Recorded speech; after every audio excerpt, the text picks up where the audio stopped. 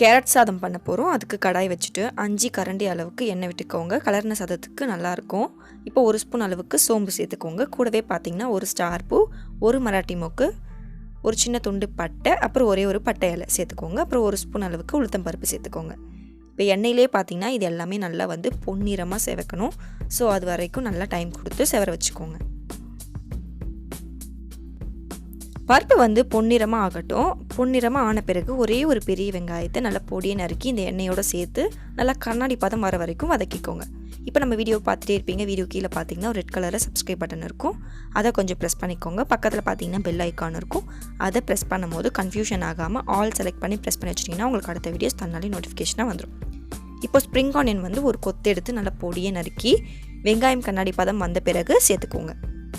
சேர்த்துட்டு இதையும் சேர்த்து நல்லா எண்ணெயிலே வந்து வதக்கி விட்டுருங்க. வதக்கின பிறகு பச்சை மிளகாய் ஒரு 5 பச்சை மிளகாய் சேர்த்துக்கோங்க. அப்போ தான் சாதத்துக்கு வந்து நல்லா காரம் வந்து தூக்கி கொடுக்கும்.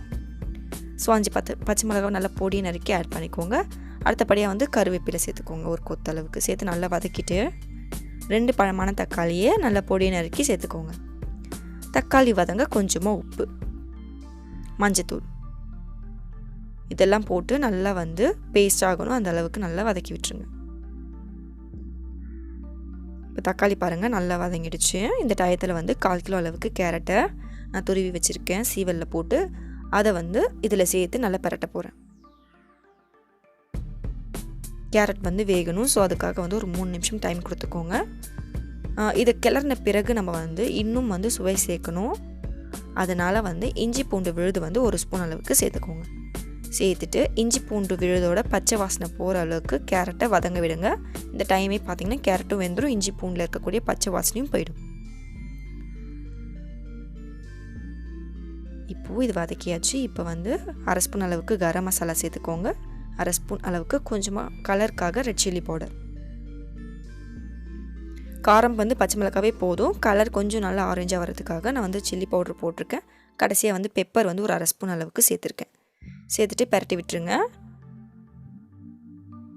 பரட்டிட்டு அடுப்பை ஆஃப் பண்ணிவிட்டு நல்லா ஆற வச்சுருக்க சாதத்தை வந்து இதில் போட்டு நம்ம வந்து கிளற போகிறோம். இப்போ நீங்கள் காய் வதக்கும் போது பார்த்தீங்கன்னா காய்க்கு ஏற்ற மாதிரி தான் உப்பு போட்டிருப்பீங்க. இப்போ சாதம் நம்ம சேர்த்துருக்கிறதுனால அதுக்கு கொஞ்சம் உப்பு போட்டுக்கணும். ஸோ அதுக்காக நான் வந்து சாதத்தில் உப்பு போட்டு பரட்ட போகிறேன். பரட்டினீங்கன்னா உங்களுக்கு அருமையான கேரட் சாதம் ரெடி ஆகிடும். இது சின்ன பிள்ளைங்களுக்கு நீங்கள் டிஃபன் பாக்ஸாக நீங்கள் கட்டி கொடுத்தீங்கன்னா பசங்களுக்கு ரொம்ப ரொம்ப ஹெல்தி. காலையே வேலையில் பார்த்தீங்கன்னா ஒரு 8 மணிக்கெலாம் நீங்கள் எழுந்தால் கூட ஒரு 10 நிமிஷத்தில் இந்த கிளறின சாதத்தை நீங்கள் ரெடி பண்ணிடலாம். கடைசியாக வந்து கொத்தமல்லியை போட்டு உங்கள் பசங்களுக்கு டிஃபன் பாக்ஸில் கட்டி கொடுங்க. டேஸ்ட் எப்படி வந்ததுன்றதும் எனக்கு கமெண்ட்டில் சொல்லுங்கள். Bye friends.